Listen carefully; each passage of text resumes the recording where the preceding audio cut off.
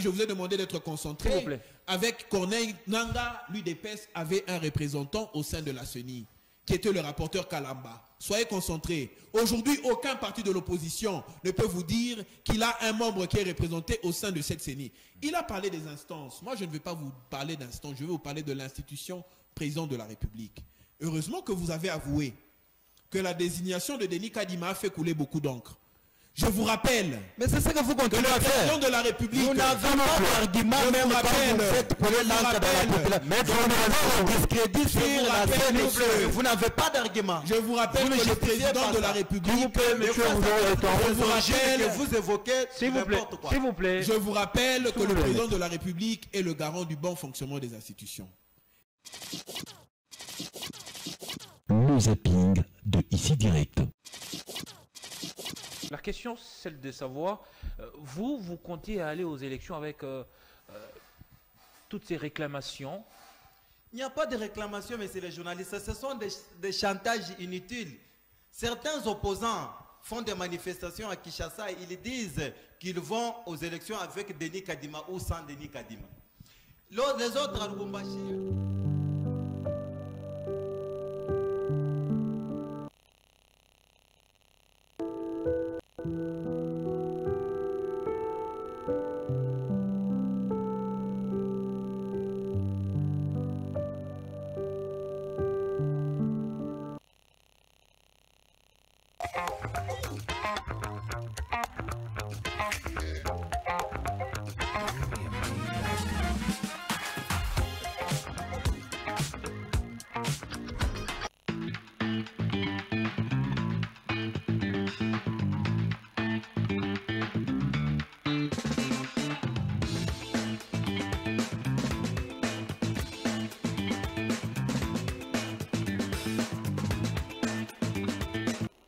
Salut à tous, bienvenue justement à ce tour informatif ici direct sur votre télévision à Grande Vision Héritage, bien sûr avec des thématiques intéressantes sur la table. Nous allons d'abord nous interroger sur l'opposition en République démocratique du Congo. Pourquoi elle semble si faible et si divisée, surtout sur quelques questions pertinentes. Peut-on parler d'une panne sèche ou d'une approche attentiste? En tout cas, depuis la victoire écrasante du président Félix Tshisekedi à la présidentielle et aux législatives 2023, l'opposition a du mal à faire entendre sa voix. Comment peut-on comprendre cet affaiblissement?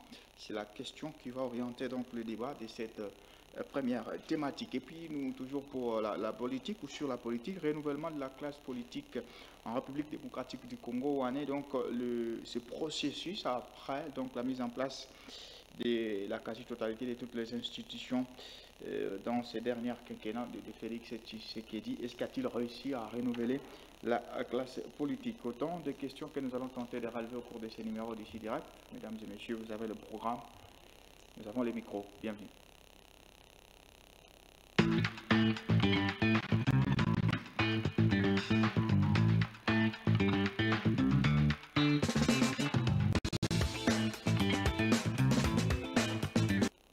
Allez, nous sommes déjà avec M. Jean-Luc Kong. Bonjour et bienvenue dans Ici Direct. Bonjour, Monsieur Jean-Claude. Merci pour l'invitation. Vous êtes cadre du parti politique AREP, Agissons pour la République. En effet. Ouais, il y a ajouté. Oui, je suis cadre du parti AREP, Agissons pour la République, de Maître Guillaume Domboyo, qui est géré ici dans l'espace Grand Katanga par la vice-ministre des Affaires étrangères et son Excellence Gracia Yamba Kazadi. Voilà. Et dont je joue l'intérim au niveau. Ah, merci. Et déjà, on attend l'arrivée de Jean-Jérémy Banza, qui est communicateur du parti Nouvel Élan ici à Lubumbashi. Mais on peut déjà commencer avec vous sur ce constat. Je sais que vous n'êtes pas mieux placé, mais vous regardez quand même de loin cette opposition en République démocratique du Congo. Le constat, il est là. On ne sait pas si c'est un bon constat ou quelque chose de faux. Est-ce que vous avez aussi l'impression de voir une opposition en face de vous qui semble être faible et divisée? Bon, ce n'est pas le problème de l'opposition. L'opposition est innocente dans son affaiblissement. Dans quel sens? Parce que pour que l'opposition se fasse vraiment entendre, il faut qu'il soit avec le peuple. Mais cette opposition n'est pas portée par le peuple. on a plutôt affaire à un pouvoir qui est largement légitime, dont la légitimité est très grande et dont le pouvoir est très accepté par le peuple, d'où l'opposition semble sombrer dans les silences. Donc elle manque la matière. Donc il manque de la matière et puis elle va les dire à qui? Parce que le peuple n'est pas avec l'opposition. Vous savez ce qui faisait la force de l'UDPS à l'époque? On n'en fait pas publicité ici. Justement. Mais ce qui faisait la force de l'opposition de l'époque du Rassemblement national, c'était le peuple, puisque le peuple, tout, en sa diversité, s'était mobilisé pour accompagner les leaders de l'opposition, notamment le fait patriarche Etienne Tshisekedi, le fait patriarche Mondo Simba, le fait patriarche Kungo Kumanza et les autres. Et donc aujourd'hui, vous avez affaire à des personnes qui ne sont pas en mesure de mobiliser le peuple. Et donc, nous souhaitons avoir une opposition forte. Nous souhaitons cette opposition-là. Pourquoi? Parce que l'opposition permet par sa critique, par ses nombreuses critiques, par ses interpellations, à ramener le pouvoir vers l'essentiel, à ramener ceux qui gouvernent vers les priorités de la population.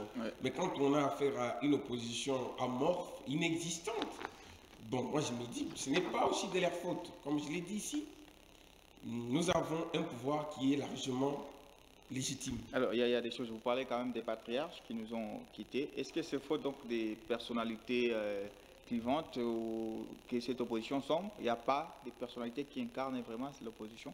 Déjà, moi j'ai toujours pensé que la politique n'est pas question de clivage. La politique, c'est question de priorité nationale. Aussi longtemps que vous avez un discours de priorité nationale qui mobilise le peuple sera avec vous et vous soutiendra. Quand vous n'en avez pas, le peuple vous regarde et vous observe. Donc on a affaire aujourd'hui à des personnes, on dirait, qui n'ont pas été préparées à faire de la politique ou qui n'ont pas de l'offre à donner au peuple, à proposer au peuple. Et donc, est-ce aussi le fait qu'ils n'ont pas été encadrés? Je ne pense pas. Pourquoi? Parce que vous avez Martin Fayoulou qui a passé presque toute la partie de sa vie au côté. Il s'autoproclame aussi fils d'Etienne Tshisekedi. Donc, est-ce un mauvais élève? Je ne suis pas là pour noter. Et donc, je fais juste le constat. Peut-être un mauvais élève, peut-être on a affaire à des personnes. Pourquoi? Parce que les personnes en majorité qui font l'opposition aujourd'hui étaient toutes du pouvoir. Du pouvoir passé. Peut-être que le peuple les juge comme étant venus juste pour revenir à leurs affaires qu'ils ont perdues, leurs privilèges qu'ils ont perdus. Et pour Honorable Martin ou le président Martin Fayoulou, peut-être qu'il n'a pas été un bon élève, comme je l'ai dit. Alors, vous dites que le peuple est avec vous. Vous le dites par conviction ou c'est par un discours politicien? Le peuple est avec vous parce que vous pensez avoir réussi les paris de gagner son cœur? Non pas simplement par conviction, encore moins par un discours politique, mais par des faits. Quels sont les faits? Nous avons gagné l'élection avec un score largement positif, que ce soit au niveau législatif, que ce soit au niveau présidentiel. Donc, le score électoral en lui-même témoigne que le peuple est avec nous. Et donc, le score de l'opposition témoigne qu'elle est une opposition par les noms, et non pas parce qu'elle est soutenue ou elle a un discours politique, une offre politique qui contraint la nôtre à être rejetée par le peuple. Mais c'est une opposition, je vais dire, d'individus.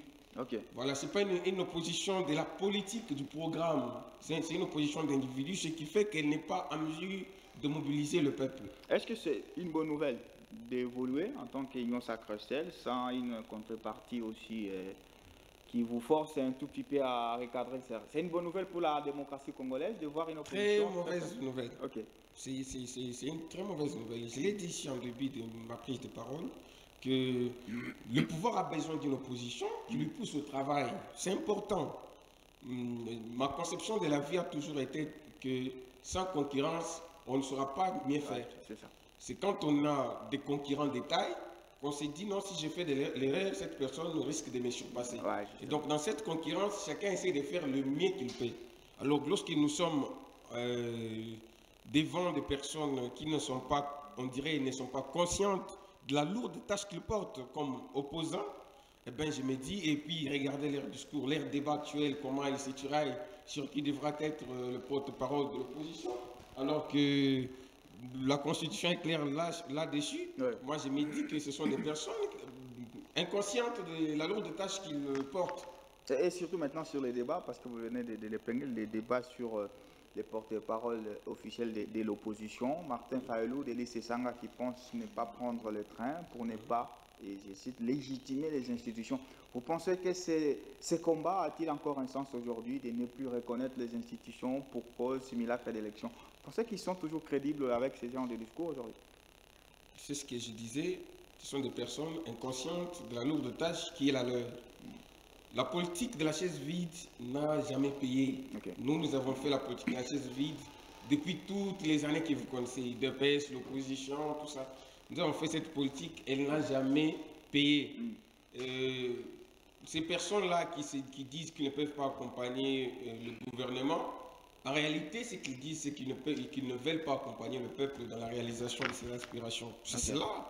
Si nous devons traduire ce qu'ils disent. Ouais. Pourquoi? Parce que c'est le peuple, comme je l'ai dit ici, qui a légitimé ce pouvoir. En fait, la légitimité en soi ne vient pas de l'opposition. Voilà. C'est le peuple qui accorde la légitimité. Et la voie légale par laquelle on acquiert la légitimité, c'est dans les urnes, ouais. Par les élections. Et par les élections, le peuple s'est prononcé. Il a crédité cette gouvernance à plus de 70%. Ouais. Alors aujourd'hui, qu'une personne assise dans son Louisa natal ou que l'autre soit assise dans son Kachogo natal ou je ne sais d'où et puisse dire que non, il ne veut pas légitimer. Moïse Katumbi ne parle pas de... Non, oui, lui, il est partant. Oui. C'est une opposition parlementaire. Hein, oui, en fait, oui, moi je me dis que ce que je veux dire, c'est que ce n'est pas à ces individus-là de légitimer le pouvoir, c'est au peuple. Voilà, merci. Nous avons déjà M. Jérémy Banza. Alors, le constat vient, vous allez répondre. Pourquoi l'opposition semble si faible et fragile? Et la réponse de M. Jean-Luc Kong, il dit que bon, l'opposition est un peu innocente dans ça, puisqu'elle n'est pas accompagnée par les peuples. Du coup, cet affaiblissement, ça se comprend. Bonjour et bienvenue. Bonjour, Monsieur Sefou. Merci pour l'invitation et je salue aussi mon co-débatteur. C'est ici peut-être pour moi de profiter de l'occasion pour peut-être interpeller ou encore dire au commandant peut-être de la PCR, de police de circulation, de commettre de ces agents dans des points chauds pour permettre à ce que la régulation soit assumée, pour nous permettre à ce que les gens rentrent vitement à la maison pour prendre soin de leurs enfants. Parce que vous voyez, les Congolais mangent du jour au jour et ça fait que s'ils traînent parce qu'à cause des embouteillages monstres qui se vivent ici et là, ça n'a pas d'essence en tout cas. Donc j'appelle à ce que, en tout cas, qu'ils puissent exercer leur travail. Cela étant dit, pour revenir à votre question, c'est que, effectivement, quand je comprends mon compatriote ici sur ces plateaux, tenir des propos dans le sens tel que l'opposition aujourd'hui n'est pas accompagnée par le peuple. Je ne sais pas de quel peuple dont il fait allusion sur ces plateaux. Il est parti des dernières élections où vous avez lamentablement échoué. Hein, dans déjà que ce sera déjà faire fâcher la population ou le peuple congolais aujourd'hui sur ces plateaux. Si, en tout cas, il faut parler de ce qui s'est passé réellement le 20 décembre, ok, le 20 décembre jusqu'à des élections qui ont pris pratiquement plus de 5 ou 3 ou 4 jours et avec tout ce que nous connaissons, avec des machines qui s'est trouvées dans des maisons des gens, avec d'ailleurs jusque-là il y a des enquêtes qu'on avait dit qui devaient être menées pour dénicher ou voire même invalider le mandat de certains députés qui se sont retrouvés dans des fraudes, des tricheries. Jusqu'à aujourd'hui, il y a ces enquêtes-là qui sont restées lettres mortes, vous voyez. Et donc aujourd'hui, je pense que s'il faut réfléchir autour de la question de comment est-ce que le peuple aujourd'hui, le peuple sait aujourd'hui que ce n'est pas de cette manière-là qu'on doit diriger le pays. Ce n'est pas de cette manière-là qu'on doit notamment administrer la question de la gestion publique. Parce qu'aujourd'hui, quand on parle des peuples congolais, j'aimerais que beaucoup plus aujourd'hui, mon compatriote qui est de l'Union sacrée, de AREP, qui prenne peut-être le temps parce que comme il s'éclame d'agir pour la République, qui prennent peut-être le temps d'aller au fin fond de la République démocratique du Congo, voir la paupérisation qu'a fait ce régime sous ces peuples et poser la question si vraiment vous êtes d'accord avec nous, si vraiment vous êtes d'accord avec l'Union sacrée. Alors, Ils vous diront les contraires. Semble si faible. Lui, il a donné l'explication, il dit vous n'êtes pas accompagné. Alors vous, comment vous appréhendez ça? Vous êtes fort ou vous êtes faible? Alors, déjà que la question, s'il faut définir si on est fort, on est faible, il faut partir de paradigme que nos amis aujourd'hui qui sont dans la mouvance majoritaire Oui. ont vendu une mauvaise image de l'opposition. Vous voyez, dans les temps, l'opposition, c'était quoi? Une opposition farouche, une opposition qui va tout en noir, une opposition qui fait inhaler la gaz lacrymogène à chaque fin, notamment, rappelez-vous, des crises post-électorales des élections de 2011, des élections de 2006, vous vous rappelez? C'était causé par le régime aujourd'hui qui est au pouvoir. Pourquoi? Parce que c'était cette opposition qui, quand vous voulez quelque chose, au lieu de vous mettre à réfléchir et proposer, c'était le contraire. Vous voyez, maintenant, aujourd'hui, il y a cette opposition républicaine. Vous voyez, et parce que quand on parle de cette opposition républicaine, c'est une opposition qui est extrêmement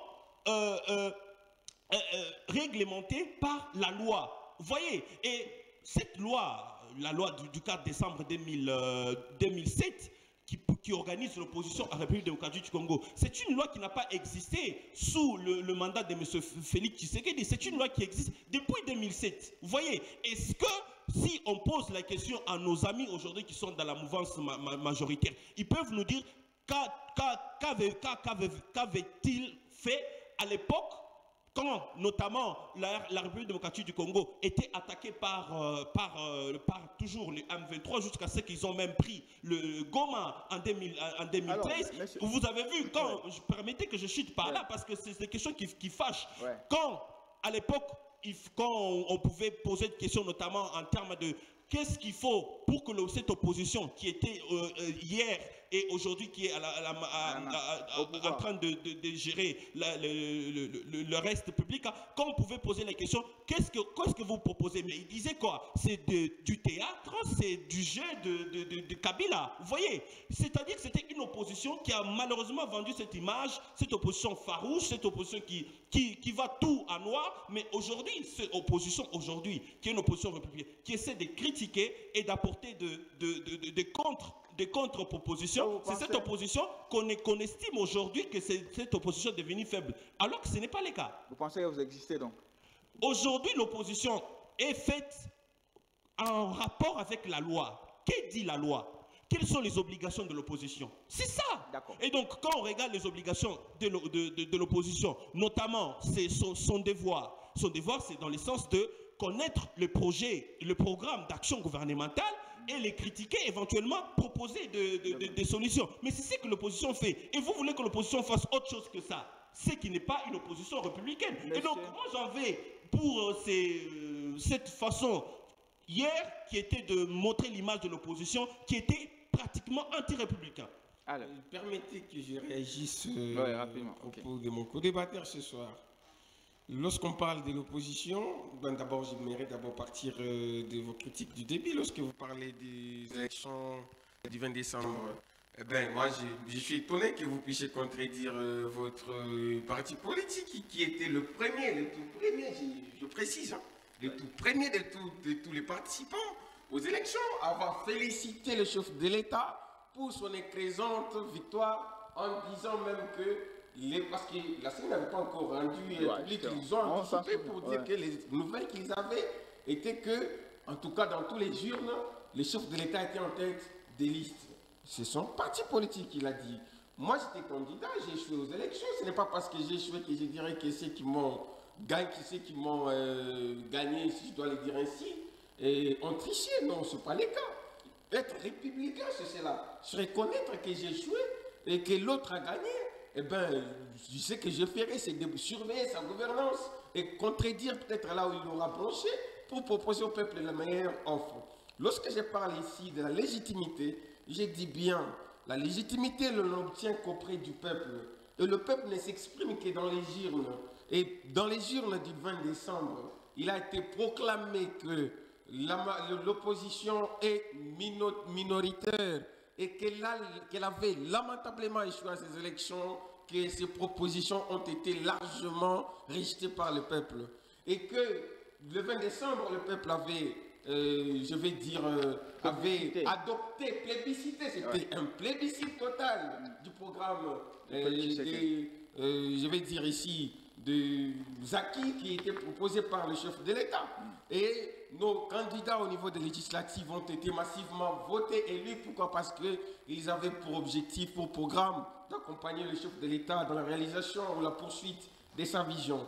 Alors ici, lorsqu'on parle de l'opposition de l'époque et l'opposition d'aujourd'hui, il dit que vous êtes nostalgique d'une opposition. Nous ne sommes pas nostalgiques, nous disons c'est l'opposition politique, comment elle existe, que ce soit en RDC, lorsqu'elle a existé, puisque depuis 2018, l'opposition n'existe plus jamais depuis 2018. Quand est-ce que vous avez vu? Puisque être opposant porté par le peuple, c'est donner un mot d'ordre et que ce mot d'ordre-là est accepté par le peuple. Depuis que nous sommes au pouvoir, depuis que l'Union sacrée ou la mouvance avec le chef de l'État est arrivé au pouvoir depuis 2018, combien de villes mortes avez-vous vécu dans ce pays, suivi, ou combien de mots d'ordre donnés par l'opposition? C'est ce qu'il condamne. Permettez. C'est ce qu'il condamne. Il pense que vous avez... Non, s'il vous plaît. Il pense que vous avez caricaturé, en fait, la raison d'être même de l'opposition. Nous n'avons pas caricaturé la raison d'être de l'opposition. La raison d'être de l'opposition, c'est la contre-proposition de l'offre. Et l'adoption de cette contre-proposition s'exprime par l'adhésion du peuple au mot d'ordre que vous donnez. Alors, lorsque vous donnez le mot d'ordre et que ce dernier n'est pas suivi, cela veut dire tout simplement que votre proposition ou contre-proposition a été rejetée par le peuple. Alors, ne venez pas ici dire que nous avions caricaturé ou nous avions été une opposition monstrueuse. Non, nous avions été simplement une opposition adoptée. Une opposition portée par le peuple. C'est là la vérité. Monsieur Jérémy Banza, alors, si vous êtes fort, mais vous semblez quand même être divisé. La question sur le porte-parole de l'opposition officiellement vous divise. Il y a un camp qui pense ne pas prendre le train pour ne pas légitimer les institutions actuelles. Il y a un autre camp, celui de Moïse Katumbi Matata, qui pense qu'il faut quand même être cette opposition parlementaire. Et c'est d'ailleurs ce camp qui a quand même quelques députés au sein de l'Assemblée. Si vous êtes fort, est-ce que vous admettez quand même que vous êtes divisé? Merci beaucoup, monsieur Sefou. Je vais vous répondre tout de suite à votre question. Mais permettez-moi de revenir sur ce que mon compatriote a dit sur ces plateaux. Effectivement, mon président Adolphe Muzito a félicité à la veille des élections l'élection de M. Félix Tshisekedi. Mais c'est là, il n'a pas dit que les élections, au fait, les processus électoraux en soi, se sont bien déroulés. Pas du tout. Pas du tout.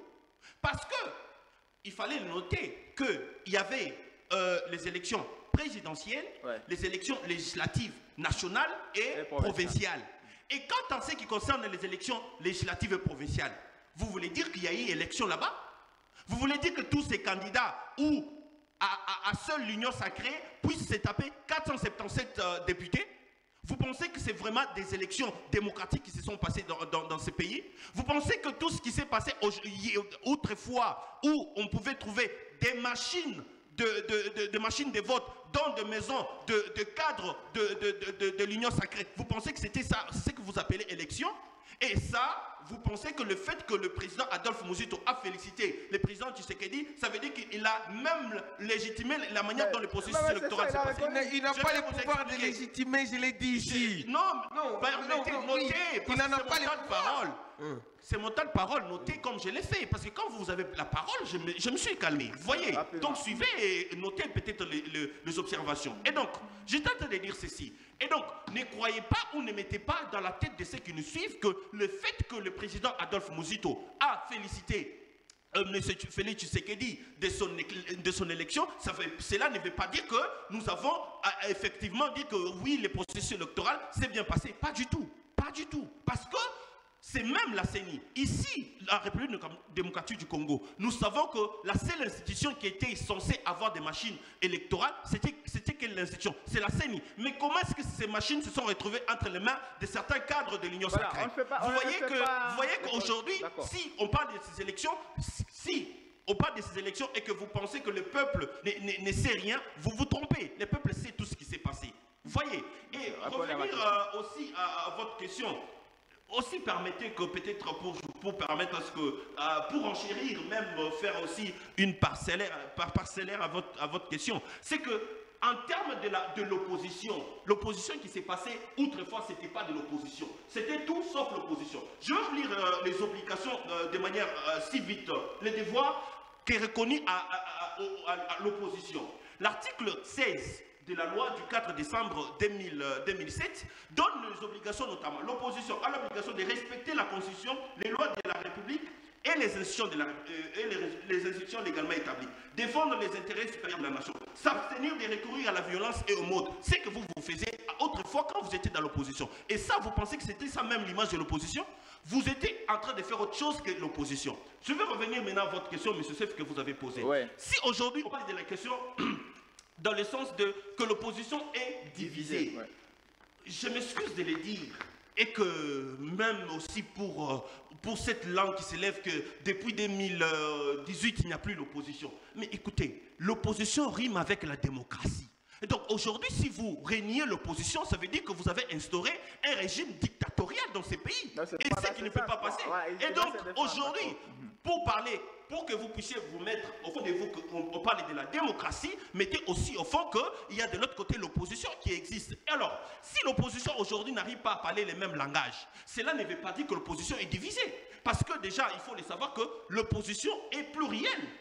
Même la loi reconnaît cette opposition, qu'il y a plusieurs oppositions, parce que l'opposition est constituée de différents partis politiques qui sont de l'opposition. Et ces différents partis politiques qui sont de l'opposition, chaque parti politique ou chaque formation politique a son idéologie. Donc il arrive des fois que nous ne pouvons pas parler les mêmes langages. Ce qui était même le cas lors de la désignation de membres du bureau au sein des bureaux sacrés. Vous ne pouvez pas parler les mêmes langages.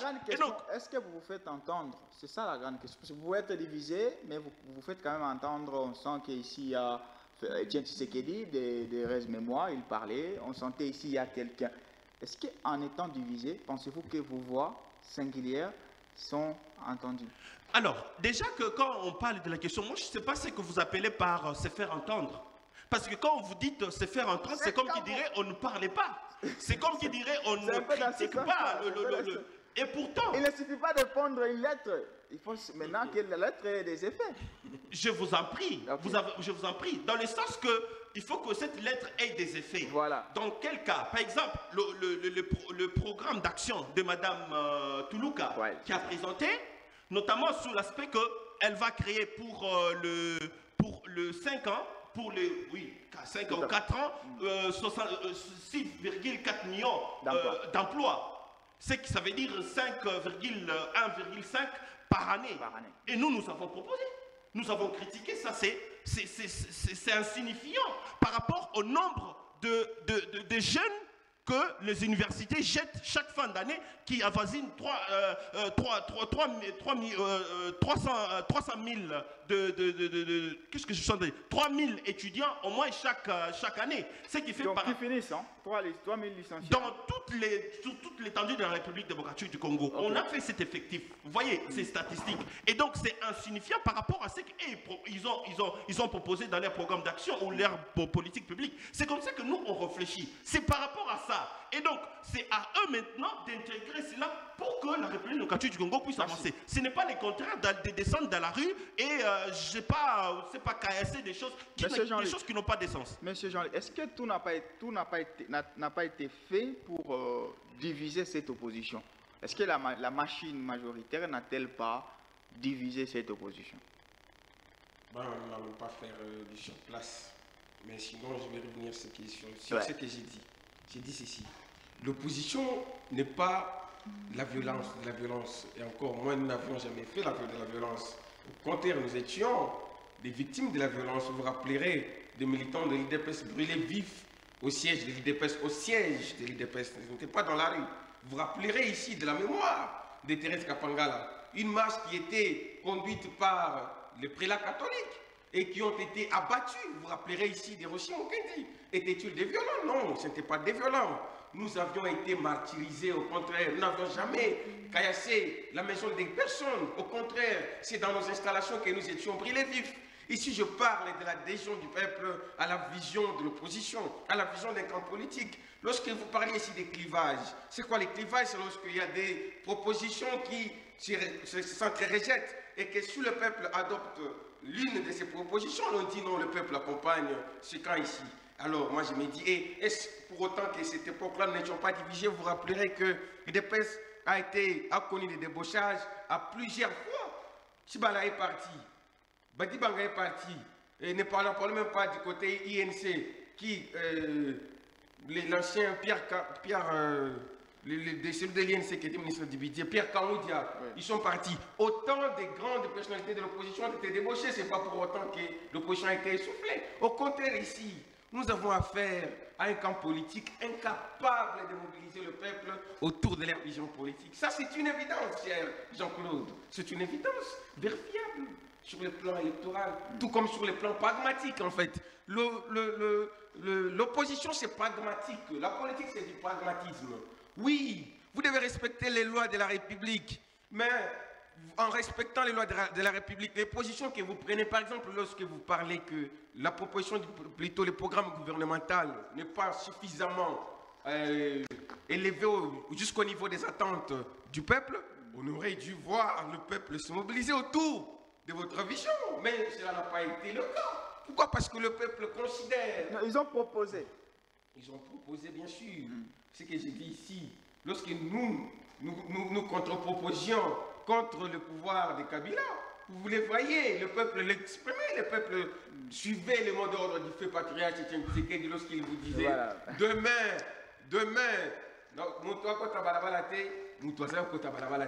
ce que nous avons à faire ici, c'est quoi? Travail Shakiri. C'est ça la vérité. Donc, travail Shakiri. Voilà, juste une réponse rapide, M. Jérémy Banza, et puis on passe à la thématique. En fait, moi, ça me fait rire. Ok, moi, ça me fait rire parce qu'il continue encore à encenser ce que moi j'appelle des idées anti-républicaines. Vous voyez? Parce qu'aujourd'hui, l'opposition, c'est les rouages même de la démocratie. Vous voyez? Et donc, aujourd'hui, s'il dit, comme il est dit là-bas, que Tounabaï Shakiri, au fond, ce que ça veut dire, c'est que c'est lui qui ne comprend pas le rôle de l'opposition jusque-là. Et j'invite nos compatriotes à lire, encore lire, et donner même à toute la suite, la loi là de 2007, pour qu'ils comprennent le rôle de l'opposition. Et d'ailleurs, ils doivent d'ailleurs même respecter l'opposition d'aujourd'hui, qui n'est pas comme cette opposition que hier, eux, étaient. Parce qu'ici, ils parlent du fait que le peuple ne les écoute pas, le peuple n'adhère pas à leur mot d'ordre. Moi, je ne comprends pas. On fait une opposition, c'est pas de la rue, on fait une opposition, je ne sais pas, du marché, ou bien on fait une opposition institutionnelle. C'est là que se passent les problèmes. Qui me disent, lui, ici, sous ces plateaux, à l'époque des 36 ans, parce que il est le prototype de l'IDPS ici, qui me disent, peu importe, mon compatriote, peu importe, mais ou sinon ce que je sais, c'est que si tu peux être à même de les dire ici sous ces plateaux, quelles sont ces propositions faites d'antan qui ont bénéficié à la population, à part les mots d'ordre donnés, et que certains compatriotes sont même morts avec Kapangala et ainsi de suite, parce que vous devez savoir ici dans la République démocratique du Congo, pour ne pas faire une marche quelconque, comme d'ailleurs vous l'avez fait, c'est qu'il faut une autorisation. Plutôt, il faut informer, et quand on vous dit que toutes les mesures sécuritaires ne sont pas bien prises, vous devez obéir à l'autorité.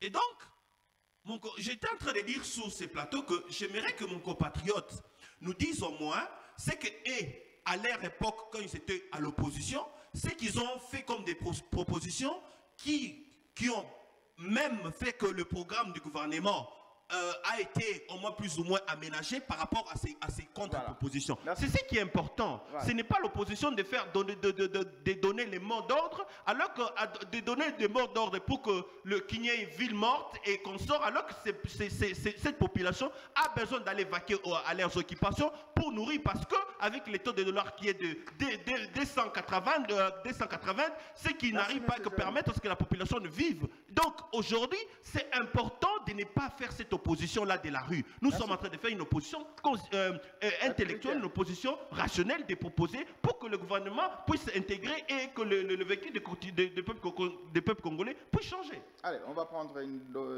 dernière thématique, la deuxième, bien sûr. C'est sur un autre constat, hein, sur les renouvellements supposés de la classe politique. Où en est donc ce processus des renouvellements de la classe politique après la mise en place, on peut parler de toutes les institutions, dans ce dernier quinquennat du président Félix Antoine Tshisekedi Tshilombo. Monsieur Jean-Luc Kong, je rappelle que vous êtes cadre du parti Agissons pour la République AREP de Guy Luando. Est-ce que dans la mise en place de ces quinquennats, donc des institutions, peut-on vraiment parler du renouvellement de la classe politique? Déjà, j'aimerais faire constater que lorsqu'on parle du renouvellement de la classe politique, nous ne devons pas confondre cela au simple génisme, en fait. Okay. Le renouvellement de la classe politique n'est pas un remplacement d'individus plus jeunes par ceux qui sont considérés comme plus vieux. Ouais. Non, pour moi, en fait, le renouvellement de la classe politique, c'est en fait un changement du système, un changement des manières de faire de la politique, un changement de mentalité politique, mais aussi des pratiques, mais surtout un changement de l'offre politique dans la société. Alors, est-ce que cela est effectif depuis l'avènement du chef de l'État à la tête du pays? Mais bien sûr, que ce soit dans un sens comme dans l'autre, que ce soit dans le sens de l'âge, dans le sens du génisme ou dans le sens de l'offre politique. Nous avons des personnalités, aussi vieilles qu'elles soient, aussi âgées qu'elles puissent être, mais qui ne sont pas des politiciens de carrière. Madame Toulouka n'est pas politicienne de carrière. Monsieur, l'ancien Premier ministre qui vient de partir, Sama Lukonde, n'était pas un politicien de carrière. Vous avez des nouveaux arrivants comme Constant Moutamba, des jeunes qui sont acclamés, qui sont aimés par l'opinion, qui ont été accueillis avec joie par l'opinion. Vous avez Madame la ministre de la jeunesse, vous voyez, qui est dans la vingtaine ou trentaine, si nous devons l'imaginer. Et donc, que ce soit dans un sens ou comme dans l'autre, que ce soit dans le sens de l'offre politique ou dans le sens du rajeunissement au niveau de l'âge, le chef de l'État est dans l'effectivité de l'accomplissement de sa promesse. Voilà. Voilà, monsieur Jérémy Banza, vous parlez plutôt de ces renouvellements en regardant la mise en place des différents animateurs dans les institutions du pays.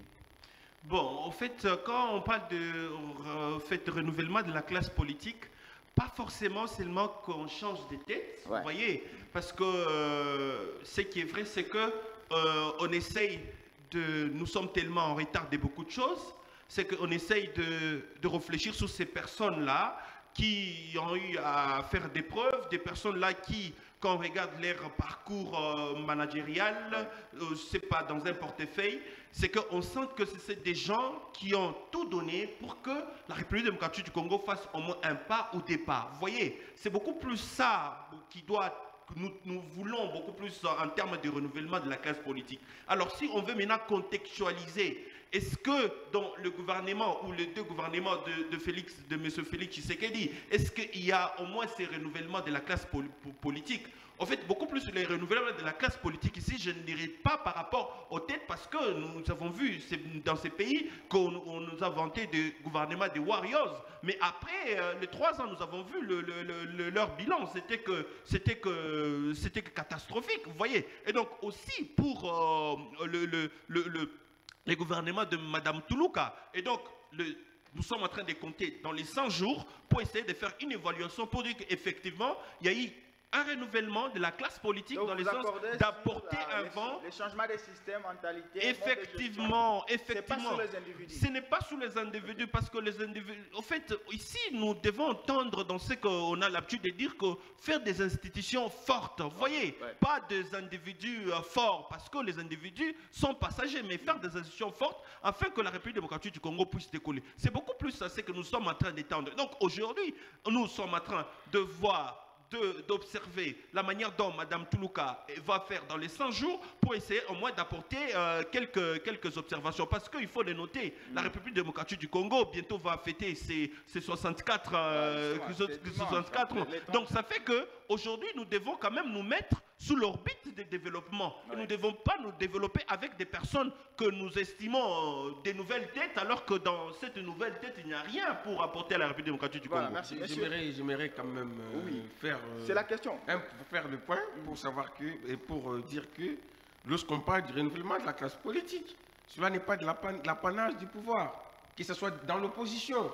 Il doit immerger des nouvelles figures, des nouvelles personnes dont la qualité des discours et la qualité des propositions surplombe sur celle des vieilles figures.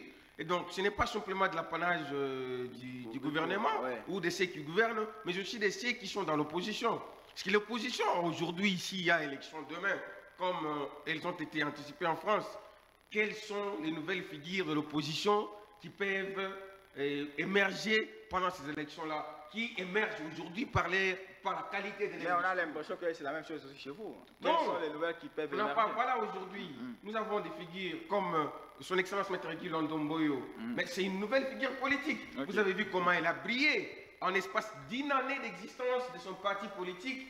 Il est fixé parmi les 5 premières forces politiques de la majorité. Voilà, avec plus de 8 sénateurs élus, plus de 8 députés nationaux, plus de 30 députés provinciaux, plus de 2 gouverneurs, des vice-gouverneurs, des bureaux, et aussi la qualité de sa gouvernance. Nous l'avons vécu pendant le gouvernement de Warrior. La qualité des réformes apportées à la tête du ministère de l'aménagement du territoire, la création des structures qui doivent commencer à piloter la politique de l'aménagement du territoire, que ce soit au niveau local, au niveau national, et comment on peut arriver à capter les fonds nécessaires pour l'aménagement du territoire afin de créer l'égalité des chances entre ceux qui sont dans les centres urbains et ceux qui sont dans l'arrière-pays. Cette qualité-là, nous l'avons vécue dans cette nouvelle figure politique Excellence Maître Guy Londomboyo. Et donc, au sein de la majorité, vous avez ces nouvelles figures politiques qui émergent, que ce soit dans leur discours, que ce soit dans leur façon de faire, elles sont là. Mais dans l'opposition, vous avez Honorable Mozito, ancien ministre du budget, ancien premier ministre, ancien député, actuellement député.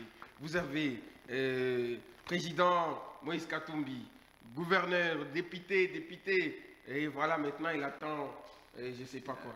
Vous avez le président Fayoulou. Mais quelles sont les nouvelles têtes dans l'opposition qui ont émergé, sur lesquelles on peut parier que si aujourd'hui, si aujourd'hui l'opposition parvenait à nous faire partir du pouvoir, au moins le pays sera entre les bonnes mains. Voilà, quelles sont ces nouvelles figures-là? Est-ce que vous pensez, et je vais revenir à lui pour lui donner une minute avant de prendre la rubrique carton, vous pensez qu'en termes de gestion, parce que Mme Tamponi nous parle de la bonne gouvernance qui n'est pas encore applicable dans la République démocratique, est-ce que dans la gestion, il y a eu renouvellement? Souvent, on parle les mêmes pratiques, les ministres qui détournent, parce que la plupart, il y a un qui a été d'ailleurs levé par ses immunités et tout. Est-ce que dans la gestion, pensez-vous que renouvellement il y avait? Oui. Dans la gestion, il y a le renouvellement de la classe politique. Vous savez, le problème aujourd'hui, les gens n'arrivent pas à comprendre en fait la raison de ces scandales financiers. La raison, c'est laquelle? C'est que aujourd'hui, nous avons un gendarme financier qui est derrière chaque gestionnaire afin de se rendre compte de comment les deniers publics sont utilisés. Et ces derniers est mis devant ses responsabilités. Et rien n'est caché. Mais au contraire, la fois passée, est-ce que vous étiez au courant de ce qui s'est passé? Nous n'étions pas au courant. On avait l'impression que l'inspection générale des finances n'a existé qu'avec Félix Tshisekedi. Pourtant, c'est une structure qui existe depuis 1980. Merci. Monsieur Jérémy Banza, les réponses sur ce qu'il a dit et sur votre conclusion. Au fait, moi, je suis étonné que mon compatriote, qui déjà au début de ces débats, je le trouvais encore trop sobre, mais malheureusement, il tombe dans le turféraire, en train de faire l'apologie de M. Guy Luando sur ces plateaux, alors que ce n'est pas un plateau spécial pour parler de M. Guy Luando. Donc, peut-être qu'il cherche un autre plateau pour faire cela. Alors, donc, si nous essayons de réfléchir par rapport même à celui-là, qu'il est classé parmi c'est pas 3, 4e force politique de la majorité, mais de quel type d'élection? Avec, vous savez comment les sénateurs, les gouverneurs ont été élus dans nos différentes assemblées provinciales. Donc, qui se calme de ce côté-là parce que c'est encore énervé la population. Alors, revenons sur ce que vous êtes en train de dire parce que c'est important aujourd'hui, notamment en termes de la manière dont aujourd'hui, parce qu'il a fait allusion aussi à le fait qu'il faut un renouvellement au sein de l'opposition. Ouais. Déjà que j'ai insisté ici, il ne faut pas qu'on parle de l'opposition tout en voyant des têtes des personnes. Il faut qu'on note déjà dans nos têtes cette vision des personnes, des individus. Moi, j'aimerais qu'au niveau de votre formation politique, AREP, que vous rendiez cette formation politique forte que vous, les individus. Que M. Guy Luando, que je respecte beaucoup parce qu'ils tous vous êtes passagers, mais que vous puissiez rendre cette institution forte. Vous voyez, c'est là qui est important.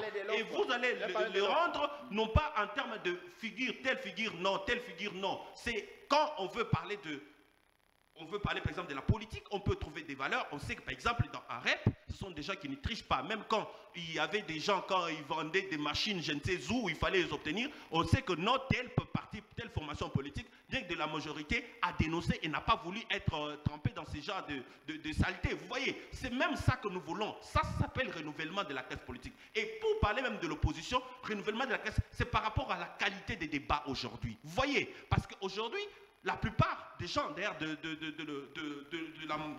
la majorité, l'Union sacrée, fuient les débats politiques, vous voyez. Et pourtant, la démocratie rime avec les débats politiques, vous voyez. Et donc, c'est très important aujourd'hui que ces renouvellements politiques soient là pour qu'on discute sur des questions et que, comme on dit, du choc d'idées jaillit la lumière. Merci à vous, monsieur. La République démocratique du Congo puisse avancer. C'est beaucoup plus ce qui est important. La majorité ne fuit pas les débats. La majorité ne fuit pas les débats puisque je suis ici sur place et je réponds toujours au rendez-vous. Merci. Et donc, en parlant, je suis d'accord avec vous, je conviens avec vous et je vous en félicite. Lorsque vous parlez des systèmes et non pas d'individus, peut-être vous m'avez saisi dans un seul sens. J'ai parlé ici de la qualité des propositions et la qualité des gestions. Merci à vous, monsieur. C'est pourquoi je parlais de Guy Luando au niveau du ministère de l'aménagement du territoire. Voilà, peut-être vous m'avez mal saisi. Mais je vous félicite et je suis fier. J'ai toujours été fier de débattre avec vous. Séance, je vous en prie. Carton.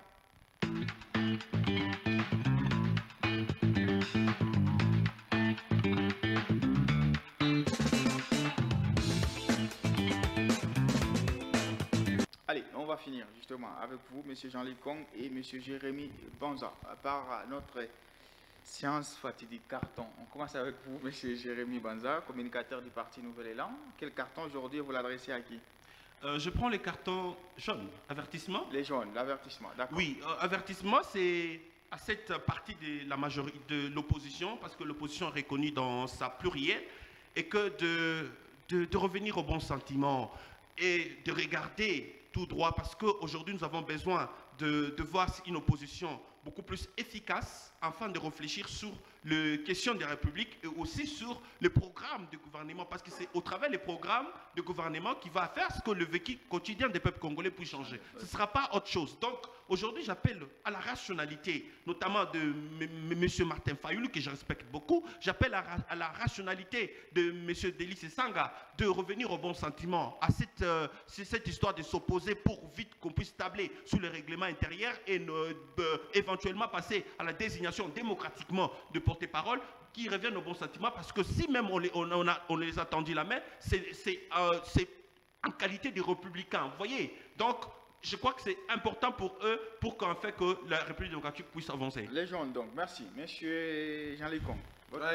Mon carton de cet après-midi, je l'ai dédié plutôt à... Il est d'abord de quelle couleur? Il est carton vert. Le vert, ok. Je l'ai dédié à des personnes. Je l'ai dédié à son Excellence, le gouverneur de la province, okay. Jacques Yaboula Wandani. C'est pour le féliciter pour sa notification.